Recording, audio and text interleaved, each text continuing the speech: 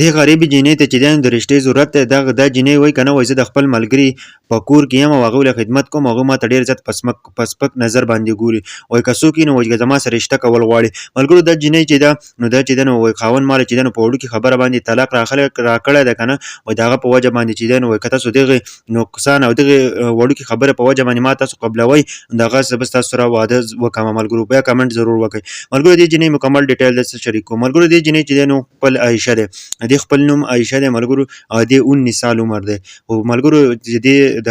واده وکړو که نه چې خپل خاوند سره واده وکړو نو لا عمره جوړ دی محبت د یو بل سره مخکې نه و دې واده وکړو چې کله دې واده وکړو ملګرو دوی چې دی نو دوی چې نو ډاکټر له لاړ چې دوی کله ډاکټر له لاړل که نه د هغه نه پس چې دی نو دې جینۍ چې دی نو بچي نه کېدل ډاکټر ورته ویل چې که نه ستا به ټول عمر د سره بچي نه کېږي د هغه نه پس چې دی نو خاوند چې دی نو د هغه سره رویه خرابه شوله هغه چې کله رویه خرابه شوله د هغه پس چې دی نو د جینۍ چې دی په اخره کې د جینۍ له طلاق ورکړو چې کله د جینۍ له طلاق ورکړو او جینۍ چې دی نو خپل د مور پلار کره لاړه نو مور پلار چې دی نو هغه هم دا جینۍ چې دی نو ونه ساتله د مور پلار ورته ویل که نه ویل موږ تا ته نه وویل چې ته لا عمره جوړه ته دې هلک سره محبت وکړه تا